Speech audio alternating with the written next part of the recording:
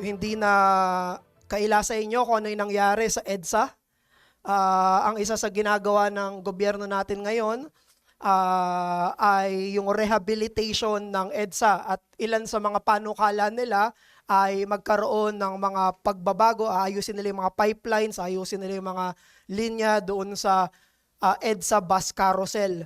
At maraming mga Pilipino yung mga tumututol dito dahil iniisip nila kapag inalis itong linya ng mga bus doon sa EDSA ay hindi yun magiging solusyon kung hindi magiging higit pang lalong problema. So yan yung iniisip at tugon ng maraming mga Pilipino. The solution that they will give will create a bigger and more problem. At alam nyo, sa Book of Galatians, yan mismo yung binibigyang diin ni Pablo. Dahil ang ginagawang solusyon ng mga maling tagapagturo, ginagawang solusyon ng mga Judaizers, what Paul is saying, they're creating a bigger problem. Nagbibigay sila ng ibang ebanghelyo at yung ibang ebanghelyo na yon na hindi kailanman magiging solusyon. Kung hindi, isa pang panibagong problema yung idinadagdag nila sa problema na ng tao sa kanilang mga kasalanan. Kaya tumayo tayo, yan ang tutunghayan natin ngayon sa Galatians chapter 2 verses 15 to 21. Babasahin natin ang ating text, Galatians chapter 2 verses 15 hanggang 21. This is the inspired, infallible, holy word of the Lord. Verse 15. We ourselves are Jews by birth and not Gentile sinners. Yet we know that a person is not justified by the works of the law, but through faith in Jesus Christ. So we also have believed in Christ Jesus, in order to be justified by faith in Christ and not by the works of the law. Because by the works of the law, no one will be justified. But if in our endeavor to be justified in Christ, we too were found to be sinners. Yung we Jews were found to be sinners. Is Christ then a servant of sin? Certainly not. For if I rebuild what I tore down, I prove myself to be a transgressor. For through the law, I died to the law, so that I might live to God. I have been crucified with Christ. It is no longer I who live, but Christ who lives in me. And the life I now live in the flesh, I live by the faith in the Son of God, who loved me and gave himself for me. I do not nullify the grace of God. For if righteousness were through the law, then Christ died for no purpose. This is the word of the Lord. Makakaupo na po tayo.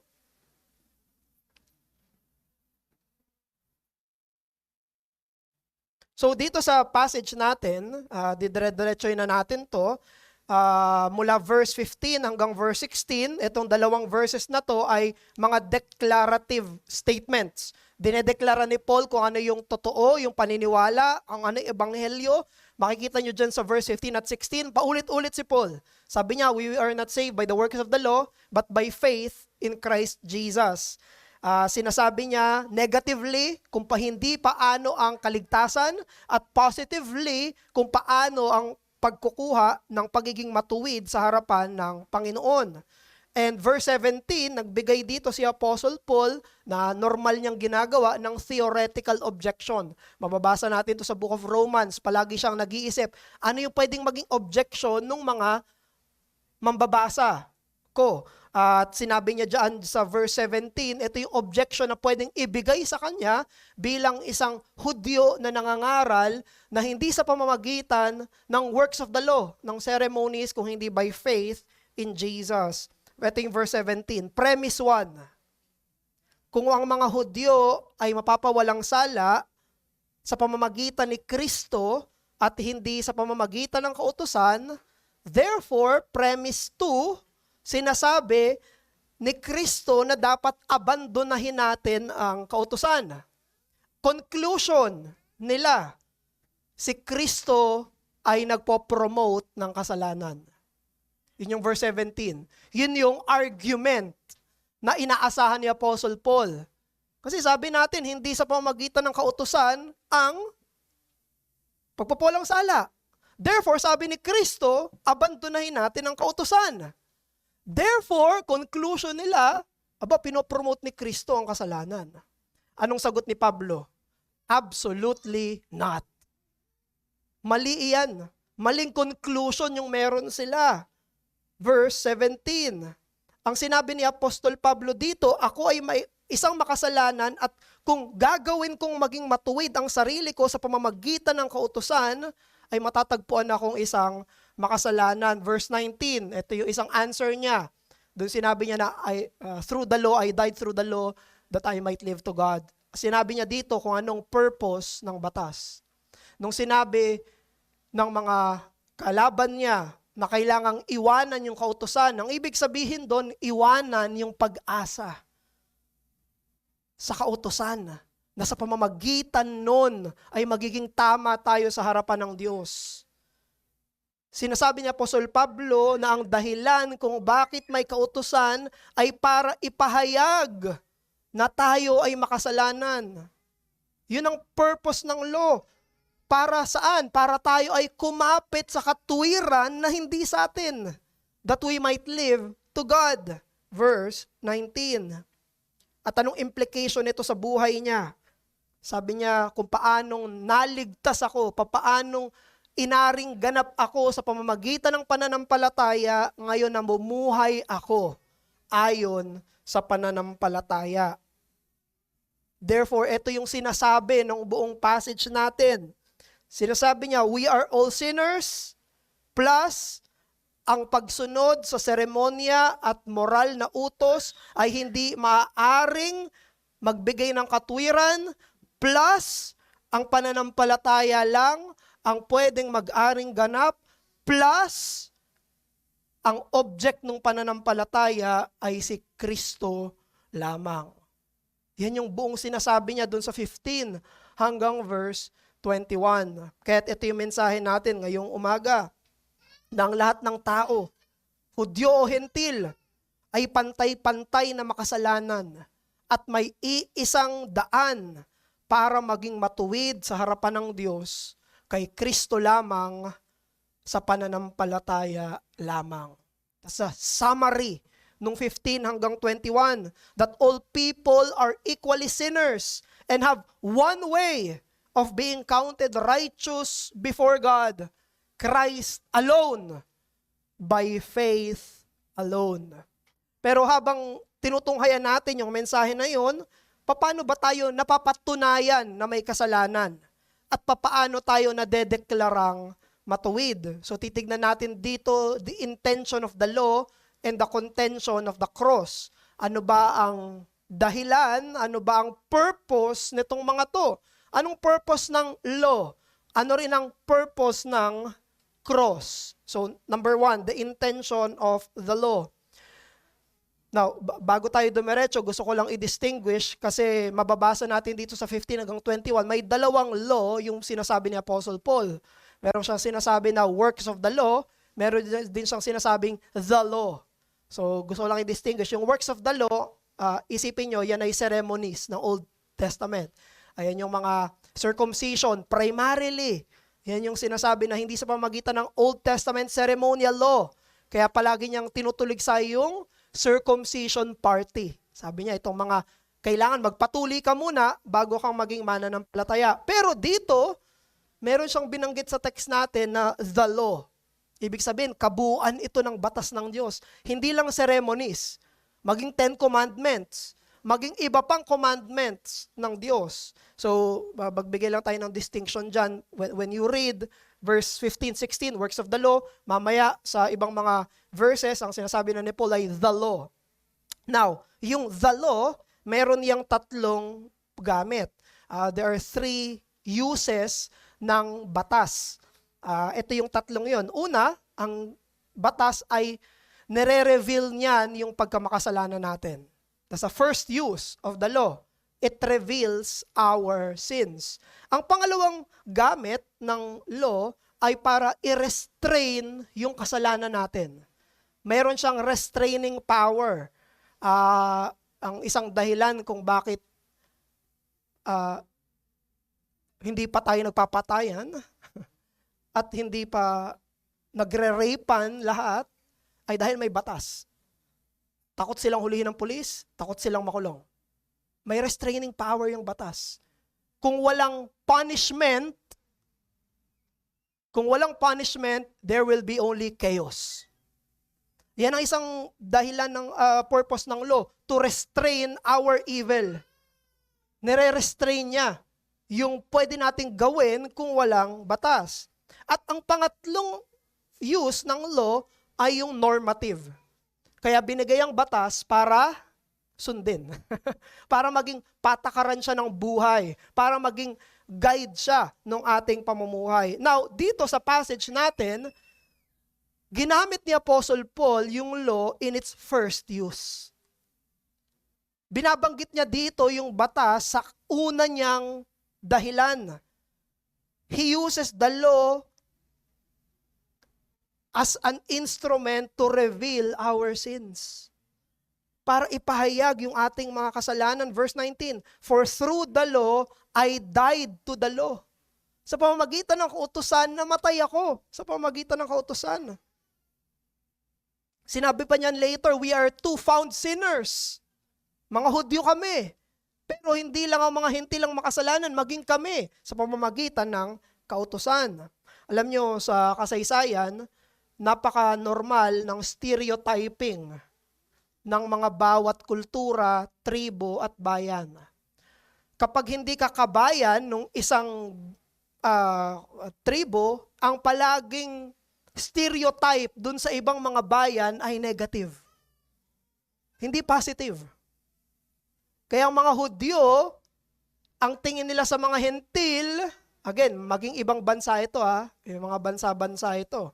Ang mga Hudyo, ang tawag nila sa mga Hentil ay sinners. Pasukan mo pa ng kanilang pagiging covenant people ng Diyos. Para sa kanila, sila ang may kautusan, sila ang may Torah, sa kanila binigay ng Diyos yung kapahayagan nila, kaya't ang tawag nila sa mga Gentiles, they are sinners. Ang ibig sabihin nun ay lawless.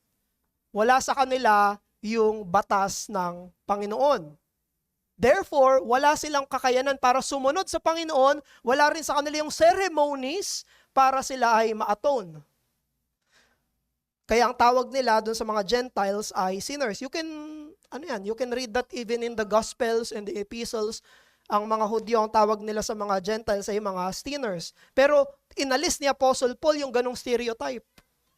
Sabi niya, hindi lang sila yung sinners, kundi sa pamamagitan ng kautusan, we too are found sinners. Sabi niya, maging tayo ay na-reveal na mga makasalanan. Hindi lang sila na mga pagano. Maging tayo na mga Hudyo ay mga makasalanan.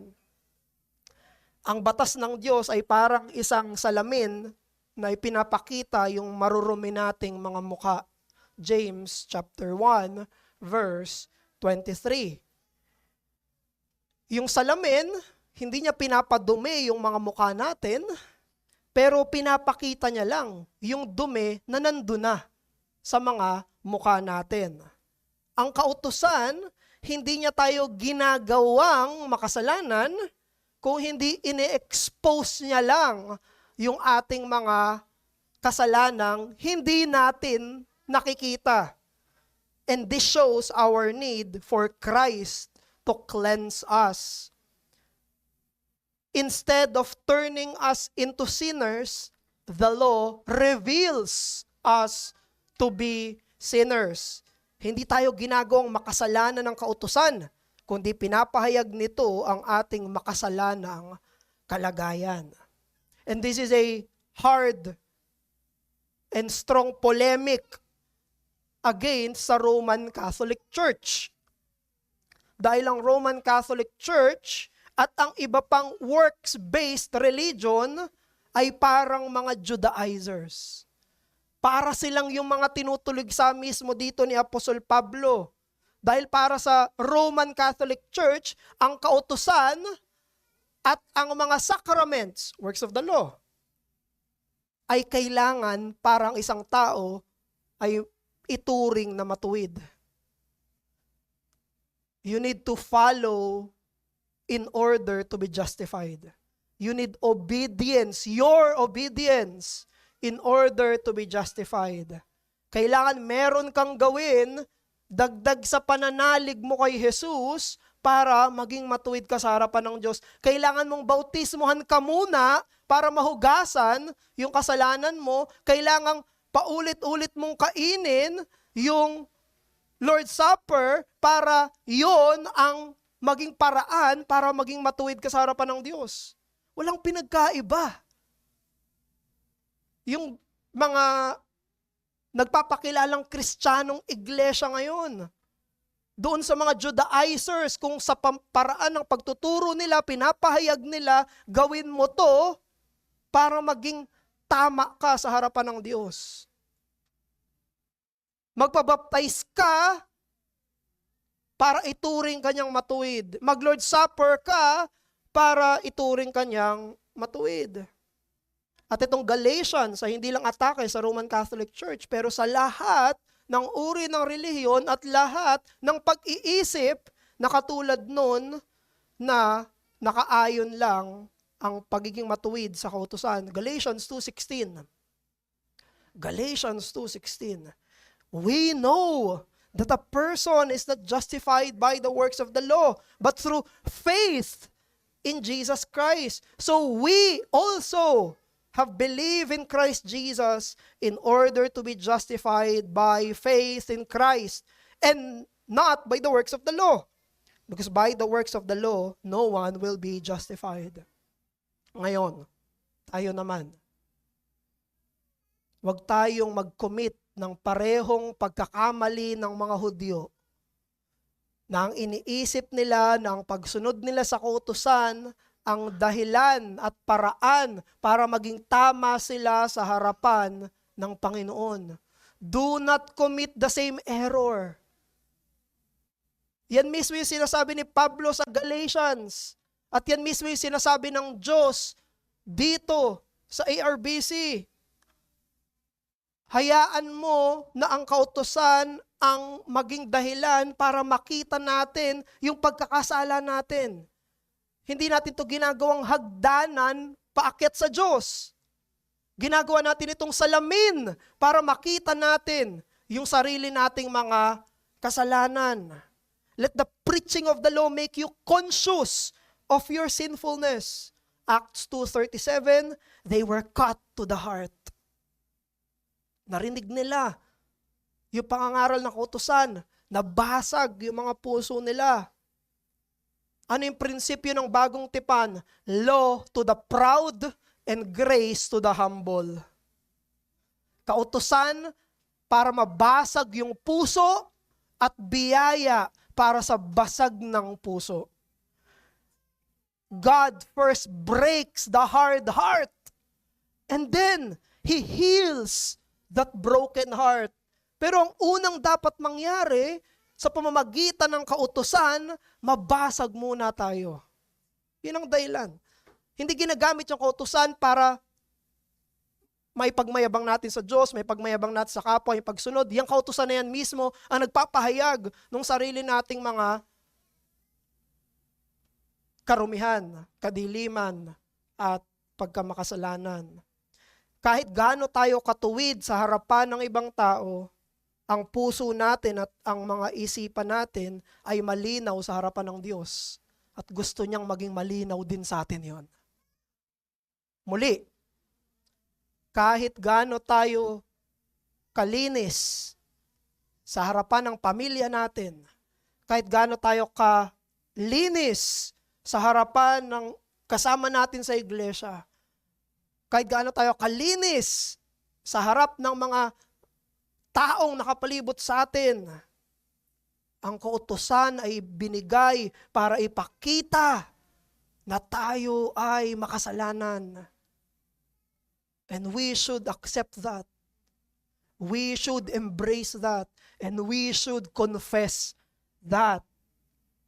Sa Pilgrim's Progress ni John Bunyan, merong pinuntahan yung character na si Christian.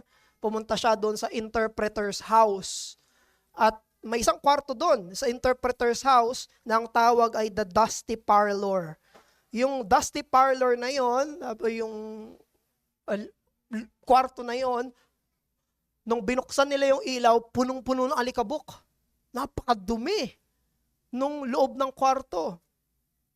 Tapos, nakita ni Christian na may isang tao doon na kumuha ng walis at sinubukang linisin yung kwarto. Winalis niya ng winalis. Pero ang nangyari, nung winalis niya ng winalis, lalong kumalat yung dumi. Lalong nakita lalo yung karumihan ng kwarto. Dahil pag walis niya, nagkalatan yung mga alikabok sa ere.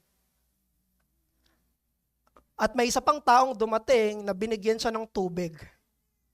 At binasa muna nila yung sahig at saka nila nilinis. At pagkatapos nun ay totoong nalinis na yung kwarto.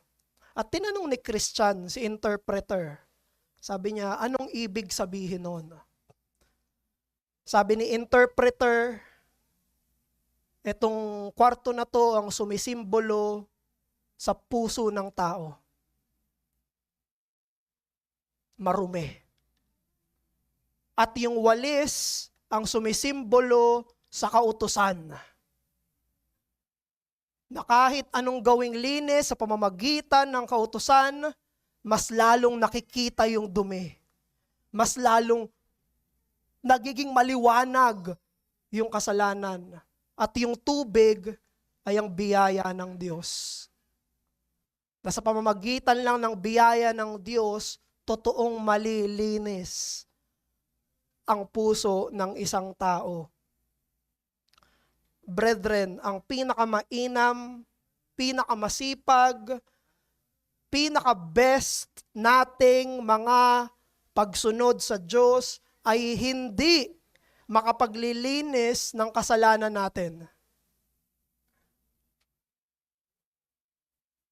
Imbis, ipapakita pa nun lalo yung mga kasalanan natin. You know that. We know that. Kaya wag tayong magmataas sa harapan ng Diyos sa sarili nating mga pagsunod. Wag tayong magmataas sa harapan ng kapwa sa pagsunod natin sa harapan ng Diyos. The harder we obey, the more God will reveal our sins through the law. Alam mo yan, sa panahong talagang nagsusumipag ka sa pagsunod sa Diyos, pero nakikita mo pa rin yung sarili mo na nagkakasala, that's God showing you your sinfulness until you realize na ang kailangan mo ay pananampalataya lamang kay Kristo lamang. Paulit-ulit na gagawin yan ng Diyos para ang mata mo ay hindi ipako labas kay Kristo. Now, kung nakikita mo yung sarili mo bilang nagkasala, nakikita mo yung sarili mo na in-expose ng kautusan yung kasalanan mo, then halina, pakinggan mo ang mabuting balita ng krus ni Hesukristo. Number 2, the contention of the cross. We will focus on verse 21. Sabi sa verse 21, I do not nullify the grace of God, for if righteousness were through the law, then Christ died for no purpose. Alam nyo, dito sa verse 21, si Apostle Paul ay gumagamit ng isang logical argument. Ang ginamit niya dito ay yung reductio ad absurdum. Gumamit si Paul ng argument para ipakita doon sa mga maling tagapagturo, para doon sa mga taga-Galatian na for the sake of argument, kunwari lang, tama kayo. Sabi ni Paul, kunwari, tama kayo ha. Kunwari lang. kunwari tama kayo na tayo ay nagiging matuwid sa pamamagitan ng kautusan, ito yung conclusion niya. Ang conclusion nun ay absurd. Then, bakit pa namatay si Kristo? For the sake of argument, okay, sige, Judaizers, na magiging Kristiyano tayo sa pamamagitan ng pagtutuli, sa pamamagitan ng kautusan sa kautusan, then, bakit pa siya namatay? Ba't pa siya bumaba? Bakit pa siya sumunod? Bakit pa siya pinako? Kung pwede naman pala. Kung sapat pala yung old covenant ceremonies. Kung kaya naman pala natin sa sarili natin. Bakit pa siya namatay? You see, binaliktad ni Apostol Pablo yung kanilang argument. Sinabi nila, that conclusion of your doctrine is absurd. Ang resulta ng doktrina nyo ay pinapakita na meaningless yung cross ni Christ. So, napansin nyo, yung ginamit nila kay Paul ay ginamit din ni Paul sa kanila. Ginamit nila kay Paul sa verse 17. Sabi nila, di si Kristo, pinopromote niya yung kasalanan. No, strawman kayo. Hindi totoo yan. Ginamit ni Paul yung sarili nilang argumentation sa verse 21. Sabi niya, no, kayo ang mali. Yung conclusion nyo, mali. Tapos kapag ginamit yung conclusion nyo sa amin ay mali, pero yung conclusion nyo ay it creates the cross of Christ to be meaningless. Kaya't ang kamatayan ni Jesus sa krus ay para ang mga makasalanan ay personal na ituring na matuwid sa pananampalataya lamang. He's not telling another thing. He's still saying the same thing. Na ang purpose ng cross, verse 21, ay parang makasalanan ay personally ituring na matuwid sa pananampalataya lamang. Alam natin, yung pananampalataya na yon ay sa biyaya lang. Kasi sabi sa verse 21, I do not nullify the grace of the Lord. Sa sarili natin, hindi tayo mananalig. Sa sarili natin, hindi tayo mananampalataya. Pinanganak tayo sa kasalanan, pinanganak tayo na madilim ang ating isipan, namuhay tayo sa ilalim ng paghahari, ng nagjo-Diyos-Diyosan lang. Pero dahil sa biyaya ng Diyos, niregaluhan tayo ng pananampalataya. At sa pananampalatayang yun, kay Kristo lamang, tayo ay naging matuwid sa harapan ng Diyos. At yung pananampalatayang yun ay kinikilala ng lahat ng mananampalataya. You see, nung sinabi ni Paul sa verse 15, 16, that we know, yung we doon, sinasabi niya tayong lahat ng mga Kristiyano. Therefore, walang Kristiyano ang magsasabi na maliligtas tayo sa gawa. We know. Ang lahat ng tunay na Kristiyano ay magsasabi na tayo ay maliligtas sa pamamagitan ng pananampalataya lamang. We know. We. Lahat tayo. Maging tayo dito sa iglesia natin. Wala tayong tinatanggap na maging miyembro na ang sinasabi, maliligtas siya sa kaya niyang gawin. No. Ang tinatanggap nating tunay na mananampalataya ay sila na nagsasabi na wala akong kayang gawin. Kay Kristo lang ako umaasa. Siya lang ang katuwiran ko. Sinusubukan kong sumunod sa Kanya, pero yung pagsunod ko ay ni minsan hindi magiging kabayaran ng kasalanan ko. We know. We know. Verse 16. At habang si Pablo ay very systematic, very logical, very rational sa pag-argue ng doctrine na to, may nabasa tayo sa verse 20. Sabi ni Paul, who loved me and gave himself for me. Wow. Isipin niyo yun. Sa kanyang logical, systematic, rational na pag-argue, sa pag-defend at pag-proclaim sa faith na to, pinersonalize ni Paul yung doctrine na pinoproklama niya. Hindi niya kailangang ilagay yun. Ba't niya pa kailangang ilagay, who loved me and gave himself for me? That's why that's a challenge for us. We know na tayo ay justified by faith alone. But then, we should also say, He did that because He loved me. And He gave Himself for me. Merong personalization. Hindi sinasabi na, I affirm that doctrine, I proclaim that doctrine, I own that doctrine. It is dear to my heart. Mahalaga sa akin to. Brothers, take the cross personally as Jesus Christ's love for you. Yung doktrina ng krus ay angkinin mo. Sabihin mo, minahal niya ako at namatay siya para sa akin.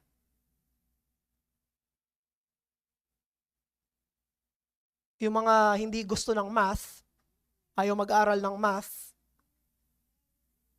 ang palagi nilang sinasabi, hindi ko naman magagamit sa buhay yan. Ayokong aralin yon. Kasi nahihirapan eh. Isa ako doon. Ang hirap dyan. Hindi ko naman magagamit sa buhay yan. Sana hindi yun ang maging pananalita natin sa mga doktrina ng Biblia. Sana hindi tayo ganyan magsalita pagdating sa mga katotohanan ng Biblia. Sana hindi natin sabihin, ay, ang doktrina, hindi ko naman magagamit sa totoong buhay yan. Marami akong nakausap, maging mga pastor ng ibang iglesia na naging ganun na yung kanilang kalakaran sa kanilang iglesia. Dahil yung mga miyembro ay sinasabi, hindi naman magagamit yan sa totoong buhay. Hindi yan ang mahalaga. Ang mahalaga lang, relasyon ko sa Diyos. Yung mga doktrina, hindi mahalaga yan. But we see otherwise here. In verse 15 hanggang 21, habang si Pablo ay nagbibigay ng rasyonal, lohikal, sistematikong pagpapahayag ng doktrina, pagkatapos inangkin niya, who loved me and gave himself for me. Doctrines are devotional. At ang doktrina hindi magiging devotional kung hindi mo ito gagawing personal. It will not. Kung yung doktrinang yun hindi mo aangkinin, hindi mo isa sa puso, hindi mo gagawing pag-asa, hindi mo gagawing comfort, hindi mo gagawing lakas, hindi mo gagawing sandalan. Yes, it can be. Pero hayaan mo ng doktrina ng Ebanghelyo ay makaapekto sa iyo. Hayaan mong doktrina ng Ebanghelyo ang magpakilo sa iyo. At hayaan mong doktrina ng Ebanghelyo ang ibigin mo. Pinagtatanggol niya yung doktrina na yon dahil mahalaga sa kanya yon. Si Pablo ay hindi isang professional apologist na binabayaran. Hindi siya binabayaran para ipagtanggol yon. Hindi siya isang teacher sa university na binabayaran para sabihin niyon. No, it's dear to him. Napakahalaga sa kanya noon. Sabi niya, si Kristo ay minahal ako, si Pablo. Tumutuligsa sa iglesia. Mapagmataas sa harapan ng Diyos, minahal ako. At namatay siya para sa akin. Ano ang doktrinang pinakamahalaga sa iyo? Ano ang doktrinang isa sa pinakamamahal mo? Dahil kung Kristiyano ka, meron. Meron. Yung pinakahawakan mo, kahit hayaan mo na yung doktrina ng pagpapatawad, doktrina ng pag-aaring ganap ay maging isang minamahal na katotohanan sa puso mo. Minamahal na katotohanan para sa buhay mo. Na nakita na ni Kristo ang lahat ng kasalanan mo at pumunta pa rin siya doon sa krus para ipakita niya yung pag-ibig niya sa iyo at namatay siya para sa iyo. Binayaran yung lahat ng kasalanan mo maging ngayong linggo. Lahat ng pagpalya mo, pagsuway mo, binayaran at pinasahan ni Jesus. At yung katwiran niya, buong katwiran niya, mula pagkabata hanggang sa kanyang kamatayan, buong perpektong, spotless na katwiran niya, binigay sa iyo. Pag-aaring ganap.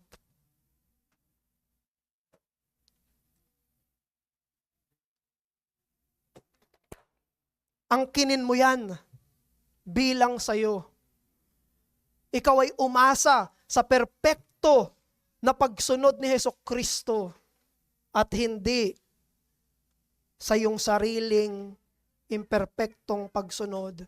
If there's anything in the Bible that you must claim, dami, no? Sinasabi, I claim this, I claim that. Sa Bible. Bilang Kristiyano, ito i-claim mo. Ano i-claim mo? Yung verse 20. Christ loved me and He gave Himself up for me. Claim that. Sige, name it, claim it mo. Sige. Yan ang pwede. Pangalanan mo. Sabihin mo, si Kristo'y namatay para sa akin. Binigay niya yung sarili niya para sa akin. Meron sa ating mga mananampalataya, totoo, na ginagamit yung justification to the point of neglecting their sanctification. Totoo yan. It can happen. But there are some of you as well na too focused sa sanctification. There are some of you who are too focused on sanctification to the point na pagod ka na sa kasalanan mo at pagod ka na parang hindi palaging sapat yung pagsunod mo. And for you, brother, rest in this doctrine. Umasa ka na meron ng sumunod para sa iyo. Sumandal ka sa tapos na ginawa ni Hesukristo. Isandal mo ang pagod mong Kristiyanong puso at isipan. Sumunod si Kristo alang-alang sa iyo. Namatay siya alang-alang sa iyo. Rest on the cross and rest by faith. Sabi nga ni Spurgeon, my entire theology can be condensed into 4 words. Jesus died for me. Manalangin tayo. Diyos namin, maraming salamat dahil sa doktrina ng pananampalataya lamang. Ito'y pinakamamahal na doktrina para kay Pablo. At gawin mo tong minamahal na doktrina rin para sa amin. O Diyos, gawin mo itong mainam para sa puso namin. Gawin mo itong mainam para sa aming buhay Kristiyano. Na huwag namin itong iwan pagkatapos ng aming konbersyon. Alalahanin pa rin namin ito. At maging sariwa pa rin sa amin ito sa aming pananampalataya. Tulungan mo kami sa pamamagitan ng katotohanang pinangaral na kami sumandal sa aming Panginoong Hesukristo. Tinataas namin ito sa Kanya na umibig sa amin at binigay ang buhay niya para sa amin. Si Jesus. Amen.